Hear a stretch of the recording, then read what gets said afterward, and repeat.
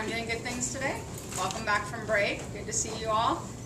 As usual, I wasn't super excited about having to wake up early and get back on the rat race, but I'm glad to be back here and enjoy my first week back. Today I had a hard time coming up with a good thing to share, but I did want to share what happened over my break. Some of you guys already know this because you saw my post, but those of you that don't, my little boy about a month ago woke up in the morning and said, "Mom, I had a dream that it snowed in Havasu." And I was, and his birthday is Christmas Eve, and he's like, "All I want for my birthday is snow." And I was just like, okay, like, good luck. I was thinking, oh, I hope, I can do something about that. So I called and booked a cabin up in the Wallapies for the week before Christmas, thinking that was my best chance at snow for him for his birthday. And he found a couple patches here and there. He rode down the muddy hills and had fun. And it was good enough for him. And then the week we came back, we came back, and then the next week it snowed. And it was the first time. And luckily I had a doctor's appointment at the clinic. Otherwise, we probably would have all slept through it. I came back from the clinic and it was snowing, and I went in the house and the kids were sleeping, and I was like, "Wake up, it's snowing." And they got up, and it was the first time. My little boy's 11, and it was the first time he'd ever seen it snowing, so it was cool. So that was our good thing over break. Any volunteers? Yeah, 2 claps.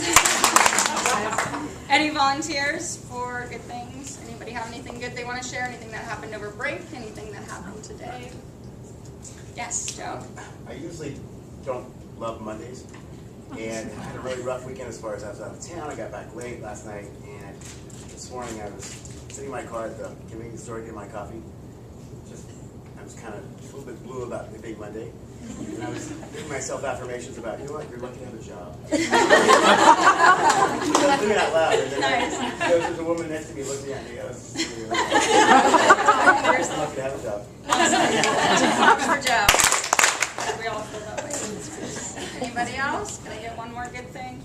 I know it's Monday, but I heard a compliment about our staff today from a substitute, and she said the thing she admires the most about our staff is our dedication for each other, and she just couldn't believe that the teacher stayed in the class as long as they did today. And I can come up with a couple instances on my hands this year where I walked into teachers' rooms and we've been waiting for a substitute, and the teacher has come to school knowing they don't feel 100%, but they're just so dedicated to their students and to each other. Because when there's a sub next door, it puts a strain on you being the teacher next door. And for somebody else to say how dedicated we are to each other is pretty powerful, I thought. Made me pretty happy to be a part of this staff. That's awesome. Thank you for sharing. Appreciate that. I agree. Okay. Can I do one? Yes, please. Some of you are aware, last week we had a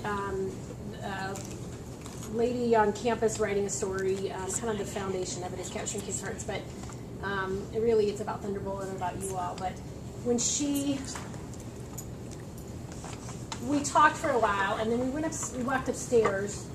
Kathy, there you are. We ended up over in that area, and Mr. Bitterman switched his things around for us. But we saw the hallway and kids passing classes, and when we came back, she said, my son went here. It was years ago, right when it very first opened, so I think most of us were not here. But she said, when I came here today, I expected middle school chaos, middle school disrespect, all the things that the negative connotation that people maybe think about middle school. And she just said, I can't even make this match up to what I expected today. So, and that's all part of what it's what you've created. So, it's one thing at a time, one conversation at a time that you're having with kids.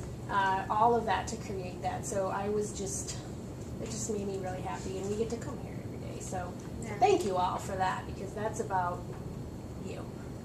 So that's awesome. Very powerful. Thank you guys for sharing. We're all glad to hear that. 2 claps. I usually do ask questions, just so you guys know. In my classroom, it didn't really seem like there were questions to ask. So can I turn it over to whoever is up next? 2 claps for Jessica. Thanks. Great job. Janie, you want to go? Yes, you all got my email last week about the fire drill that we're going to be having this Wednesday around 12:10. That's the second lunch lunch. For those of you who weren't here last year, it's the same procedure we used last year. So if you have a class of students at 12:10 or anytime there is a lunch in session, you just leave your class like normal, go to your regular reporting location. Check in, take your attendance, use your red green card, all the things you normally do during fire drill. If you're a teacher who is on lunch and your students are in the cafeteria and you're a 7th grade teacher or an 8th grade teacher, you hear that fire drill go off, you bring your red green card down, you go out the back of the cafeteria, you are looking for either your 3rd period class if you're a 7th grade teacher or your 4th period class if you're an 8th grade teacher. The cafeteria staff or teachers on assignment out there will be directing the students out to the back of the patio. I think my email says that we'll be meeting on the backfield. If it was a real fire drill, we would. But in the interest of it being a drill, we'll probably just line up in that grassy area, the area sidewalk next to the cafeteria. You'll see all the kids gathered out there. What questions do you have? What have I missed? Jessica? Exploratory for 7th, 8th grade teachers, 3rd or 4th period, or just go? Do you have mixed classes? We should not have any kids that are assigned to be there. And so I'm assuming you'll just kind of want us to be saying out loud and reminding kids, 7th grade, you're reporting to your 3rd hour teacher, 8th grade, you're reporting to your 4th hour teacher. Correct. Because we're at lunch and we're not responsible for kids at that time, and we shouldn't have anyone reporting to us, but If you could come down and make those reminders to kids and kind of corral them and help the teachers that are already down there getting their kids in order, that would be great. So 7th grade, 3rd period, 8th grade, 4th grade. And then once we get those kids lined up by that roster, take attendance and then send a student to check into Teresa or Shelley or whoever the adult is out there. Okay, I was told where I'm supposed to go is on the tennis courts, so does that mean I'm going to be on the grass with everybody else? Or do I go to the tennis courts in the City Hall? Does everyone go on the grass? Since I'm at lunch. Do I go to the grass or do I go to the tennis courts? Grass. Okay, thank you. So, are we to tell them the day before, hey, look for me? I'm not a tall person. I make myself known? I think that would be fine Okay. to tell them ahead of time if they're period class tomorrow, or even at the beginning of class on Wednesday that we're going to be having a fire drill, or you'll need to tell them tomorrow. She wants to know. yeah, I know. I'm saying last year would be the one I did. Yeah, go ahead, that's Wait, no, I'm meeting with because I'm sorry. Because you had to find your 8th grade. for Wednesday. That during lunch, there's going to be a fire drill. For you. And then we should send what, 4th period kids too? Yeah. Yeah, this isn't, we don't want it to be a surprise for them. We want them to know, just so that if it were to happen, they can, click into that procedure and go. So we want them to have as much information as possible. Out down here, or should I just go out there and I think we'll have if exploratories comes, for the most part, that would be okay. Any others? Are you going to do affirmations later or just a direct talk? Whenever you want. We do it later. Okay, a couple things. Ultimately, I've got just a couple things I'm going to talk about real briefly. And then it's that time of year, if you are new to us, believe it or not, this is the time of year where we start talking about scheduling for next year. So one of the things that I always believe in is input from you all. So we're going to, after I talk about my few things, then we're going to dive in and I'll tell you why we're talking about it. And then we're going to divide up into departments and get some feedback from you. So, and then that will be our, who's our launch person today? You are, okay, all right. Okay, so we need your help. You know that citizenship grade thing was kind of a fiasco. And I don't know, I'm very open to, if there's something that I'm missing with communication, I need to know that so I can fix that. Attendance, and Amber's kind of she's the person that cleans up after us. So mostly it was attendance this time. She said the first quarter was quite a few errors as well. I didn't know that. So I just, and here, this is not to beat anybody up over, it's just to ask for your help when we move into third quarter. There were 78 students that had mistakes. That's just attendance. So what that means is Amber had to go back and fix every one. And some of those were, you know, so if there was mistakes in 3 periods for those 78 kids, it's a lot of work. And she's very gracious, and this did not come from her complaining. We just need your help. So I don't know, is there anything like right off the top of your head that you're like, Mary Jo, this part was really confusing that we could fix? Because I'm very open. I think the biggest thing to know, to just remember moving forward is when you get that email from Kristen, she does all your work for you. She takes out any absences that shouldn't be counted.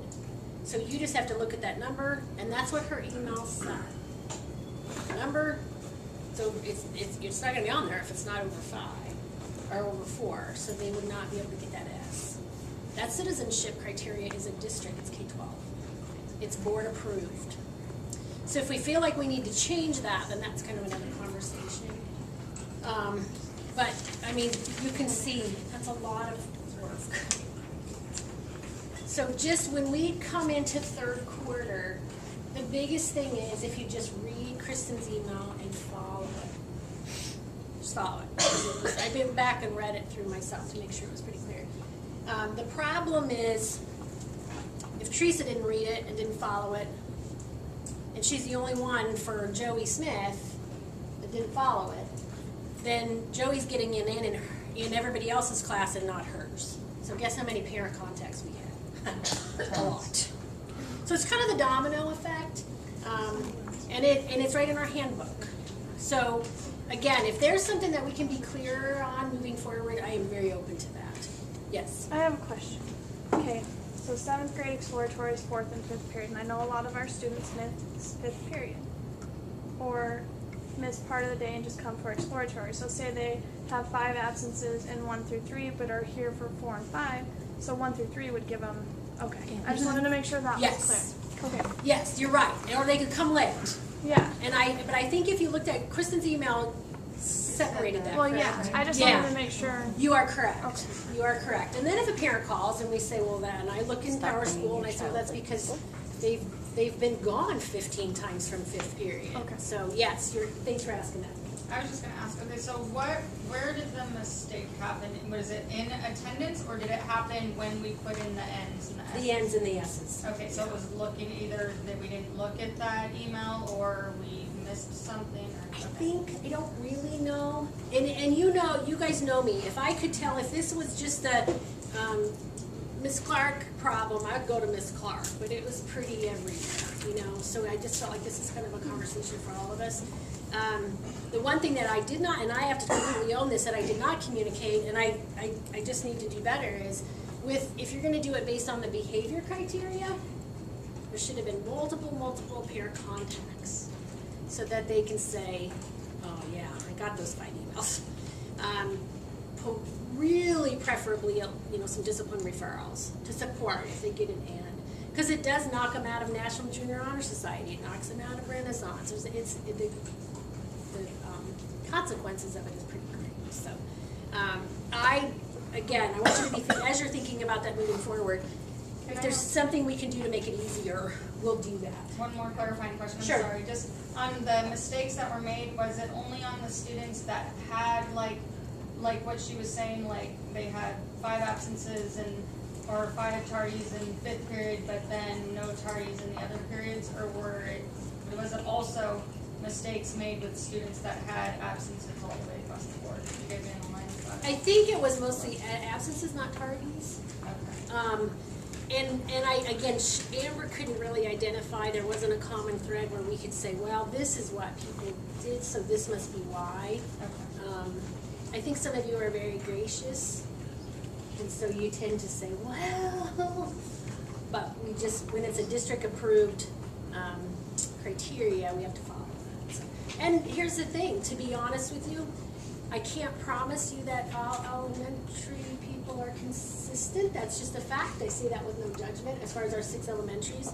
So some of them, this is their first time, and that's okay. I'll answer to that because our handbook is approved. So anyway, again, open to communicate to feedback if there's something we can do better. So Just one more thing to add to that is I've heard a lot of parents telling me with the really, really good students up at the high school, they have no tolerance for the tardies. And I had a parent tell me, they're like, you are not doing them any favors by letting them get by with their tardies. So I just heard that from a parent and thought myself, I was like, I need to crack down on it because otherwise they're suffering when they get up to the high school. yeah, I think the more we can just get on the same page and all of us be as consistent as possible. You guys are a little fun to be in exploratory just because it takes some travel time. Yeah. So, and I think that's two ways. I think we can always kind of come this way, and then maybe they could come a little. You know what I mean? I think that's two things. But that's always a good reminder.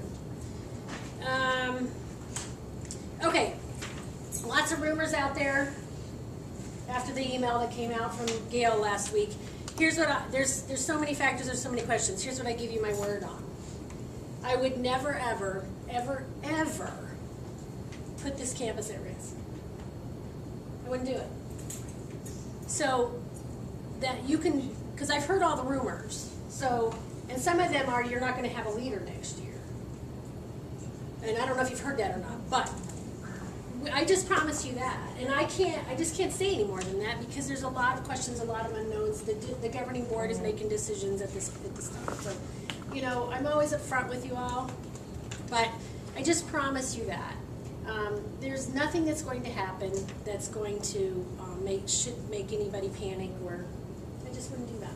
So I can't, there's nothing for me to answer because that's all I know. But I know what I don't want is you guys have full overflowing plates. Anything that takes away from that with worry or anything, I just don't want that for you. So we just have to wait and see, you know, decisions made at the top, and then you know, communicate out. But that's all I know. We don't know. Good. Okay. Ask Well, here's the thing. I would rather we just not even talk about it, but it's around enough that I think the right thing to do is to come to you and to just tell you that I just wouldn't do that. I would never do that. I care so much about this. So we'll just leave it at that and know that I'll always be upfront and honest with you. So okay, all right, schedule stuff. The purpose of this whole conversation is your huge class sizes, which are caused by many things, but one of them is, you know, those of you who have been here, 2 years ago we moved to the 5 periods. So I went through you know, first my first year here we had 7 periods, that included advisory. Then the decision was, and I always ask for input, we got rid of advisory and channel 1, right, together. Mm-hmm. Yeah. Added those minutes, then we had 5 periods. Oh, reading and writing together too. So a lot of things, a lot of factors. So this is our year 2 with 5 periods. So 72 minutes, that was the biggest change everyone saw. But one of the kind of unintended consequences of that is 40 in class, 39 in class. You're living it every day. So I asked Teresa and Shelley to put together kind of just a brief factual, if we were to move to a 6-period day, and I promise you this, the purpose of this is to get feedback from you all. I don't have any, you all are living it. So this final decision will be based on what comes out of today, and then later this week I'm going to send out a yes or no and get everybody's honest feedback on what you would like to do. So I promise you that if I was going to pull rank and make a decision, we wouldn't spend this time doing this. So when we're done listening to Teresa and Shelley, then we're going to go into departments. You're going to do pros of this, cons of this, and then questions you might have. We aren't going to really answer questions today. You're going to write them down. So then we'll take all this back. We'll get your thoughts, see where you're at, and And then, again, final vote will go out later this week. But that's why we're here today, is because this is one way to get those class sizes down. And I don't know how y'all do it every day sometimes, you know, so that's why we're here. So with that, I'm gonna turn it over to you guys. Thank you, Lisa. Welcome. Okay, first, we have a schedule that we will give out to you guys after we go through everything. So and when you're with your department, you guys meet, talk about it. We don't know everything, and sometimes you see more than what we see, so that's why we appreciate your feedback. Okay, so this is can you guys see? You want to move over? Can you see over? So this is what the schedule will basically look like. You'll see the first periods, we've added time in for announcements, just like we have this year. Same thing at the end of the day. So that time's accounted for. The passing period time, is the 4 minutes, that is the same. So what you'll see is really just the time difference in the class period. Lunch is a little bit later. What did we say? It's about 20 minutes later. So I know 8th grade, you have a late lunch now. It's going to be late again. 10 minutes. Oh, 10 minutes, About yeah. 10 minutes. So, and we have, when we pass out, you can see we have this year's schedule and next year's schedule. So you can look at it and kind of plug in your own schedule. So And did you already say, so it's 12 minutes per period? Sort of. you're losing. Right. Okay, this would be the early release schedule. Again, the same thing. You'll have time out for the announcements in the beginning and the end, and then your lunch. It's pretty early, same as, it's not much different than it is this year. So class periods on an early release need 49 minutes. Okay? Okay. This was what we came up with to kind of show you what the difference would be in your classes. Right now, this is what you have. This is team 7-1. This is what they have in their class right now. If you had a 7-day or a 6-period schedule, now when we talk about a 6-period schedule, you're probably wondering, well, how can that work? We didn't say that yet. What's going to happen is they're going to be pulled out for exploratory. They will have 2 exploratories during the day. So the way this would work, and this is actually, this schedule has been used before. Many of you remember Barb Goodwin. When she was in the counselor position, students had 2 exploratories per day. Okay, at that time, there were additional exploratories. We had home ec and some different things. Spanish. So the way this would work, exploratories, remember what I said, Nisa, before? Yeah, Still open-minded. Would go to, they would be semester long. kind of like Okay, band so- or choir is right now. In some ways, kind of exciting when you think about it, what you could do with that additional time in the semester. So, and we've worked it, well, you'll see it later. So that's how we'd get that extra period. No, schedules aren't in cement or anything yet. We still have to work on something called singletons. That's like your trans math and your advanced classes. Those will change a little bit, not much. Those are always, it goes by the numbers, how many kids are going to have in there. And plus we have blended learning that we'll pull kids out for too. So it's all, your advanced classes still may be a little high. And if it's that high with 6 periods, we could always make 2 advanced classes that way. So, or if you don't need it, we don't have an advanced class. So all those things, we look at numbers for those singletons. In 8th grade. Okay. We've got 8th grade. And here's an 8th grade schedule, 8-1.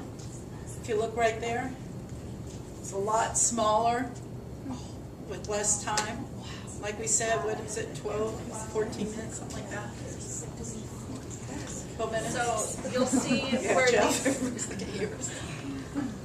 where these singletons are, the advanced classes, how those numbers are out there. Over here, you would have options. We could either split that up, make 2 smaller advanced English classes, which would put your regular English at about 31, which is still smaller than what you have over there. So there would be some options in that. But that's Okay, what to the next one, or questions about these two slides?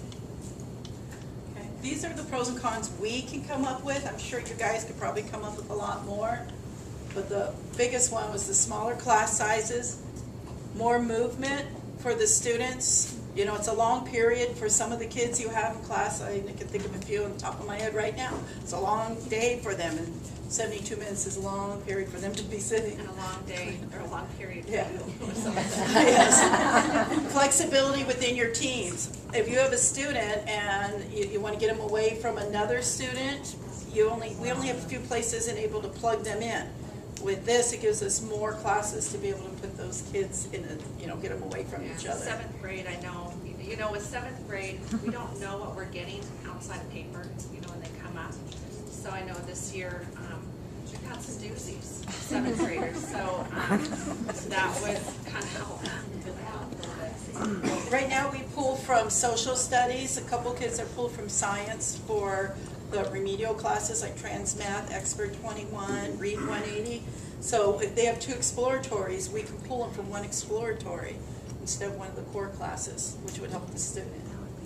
Okay, and again, the additional period comes from semester-long exploratory. So maybe listed out in both spots, that could be, I don't know, a good thing or not so good thing.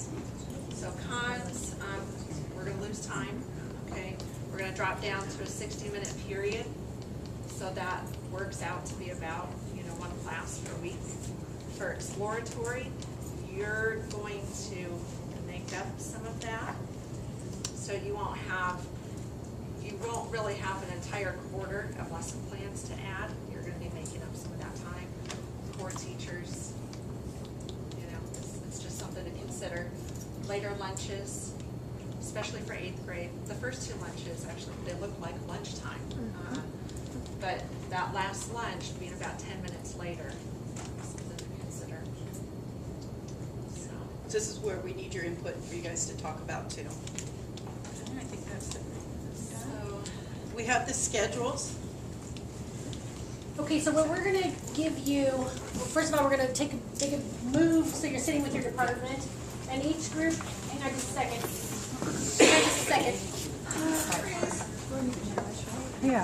We will give you a couple of, last year's compared to this year's, and then I'm gonna use sticky notes on this, so I'll give you some sticky notes and pros, cons, questions. And I'll just kind of monitor how the conversation's going, how long we need on this. So let's do exploratory here, math, social studies, science, special ed. I think you guys might want to do together. What am I forgetting? English. English. Wherever you want. Where do you want to go with our content area? Content. Okay. No, special. Oh, sorry. Yeah, special ed. I think you guys might want to do separate together. Special ed. Okay. Sorry about that. Sorry. No brainer, right? Ms. Chopin, can you slide over a little bit? I sure can. Ms. Kanzler, is this off? Have you turned it off if it's not off? Is it like volume on?